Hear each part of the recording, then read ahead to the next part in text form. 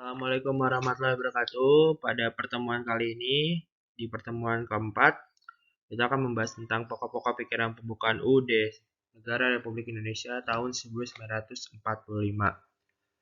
Untuk video sendiri nanti saya terpisah karena saya ngambil dari YouTube. Nanti besok saya kirim link via WhatsApp.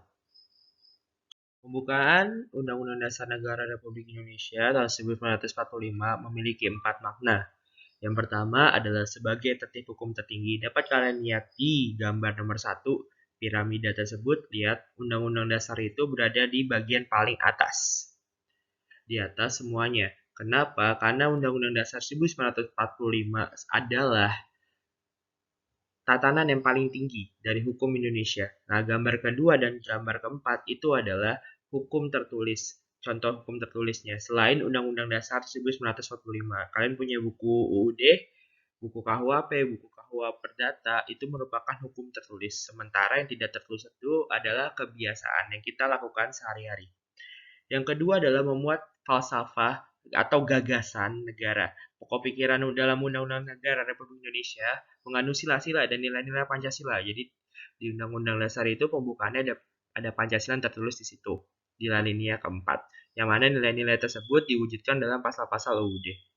Yang ketiga, sebagai pokok kaidah negara yang fundamental. Fundamental itu artinya dasar. Nah, ada 4 poin. Yang pertama itu dasar tujuan negara ada di alinea kedua UUD 1945. Yang kedua, ketentuan diadakan undang-undang negara. Yang ketiga adalah bentuk negara Indonesia. Bentuk negara Indonesia itu persatuan. Ada di pasal 1 ayat 1 Undang-Undang Dasar 1945. Yang keempat, menjamin kelangsungan hidup negara Republik Indonesia. Pokok-pokok pikiran pembukaan UUD Negara Republik Indonesia merupakan inspirasi spiritual kebatinan dalam pasal-pasal Undang-Undang Dasar 1945 dan peraturan perundang-undang lainnya yang sehingga melekat dalam kelangsungan hidup negara Indonesia. Seperti yang tadi sudah saya bilang, Undang-Undang Dasar 1945 itu ada di bagian paling atas dari hierarki perundang-undangan.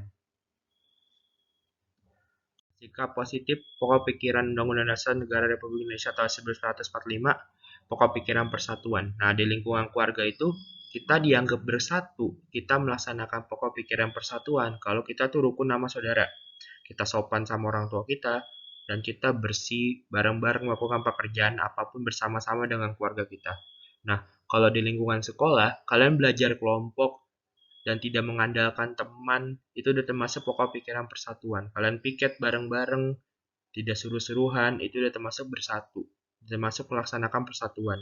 Yang ketiga ada rukun dan solidaritas teman, apalagi kalian itu udah kelas 9, harus saling menjaga solidaritas antar teman. Yang ketiga di lingkungan masyarakat ikut kerja bakti. Ini saya sering lihat di desa itu pasti sering banget kerja bakti. Kalian pasti ikut juga Karang Taruna. Saya ketika hadir ketika hajatan itu termasuk kalian sudah melaksanakan pokok pikiran persatuan.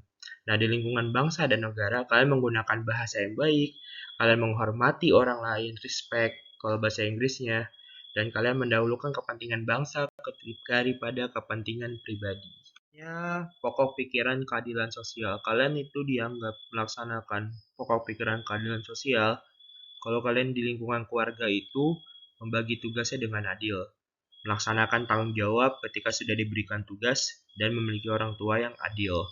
Nah, kalau di lingkungan sekolah, ini yang paling sering, datang tepat waktu, itu udah kalian udah termasuk melaksanakan keadilan sosial, pokok pikirannya. Selanjutnya menaati peraturan sekolah dan melakukan hak dan kewajiban di sekolah. Kewajiban kalian adalah belajar. Nah, di lingkungan masyarakat, kalian meronda, terus kalian kerja bakti, berbagi tugas sesuai dengan kemampuannya, terus melaksanakan hak dan kewajiban di masyarakat. Kalau ada yang sakit ditilik dan lain-lain, itu sudah termasuk melaksanakan pokok pikiran keadilan sosial. Nah, di lingkungan bangsa dan negara, kalian membayar pajak tepat waktu, kalian mengantri dimanapun ketika belanja ataupun ngapain, kalian bayar listrik tepat waktu, itu sudah termasuk melaksanakan pokok pikiran keadilan sosial di lingkungan bangsa dan negara. Terima kasih, kita bertemu lagi di pertemuan berikutnya. Assalamualaikum.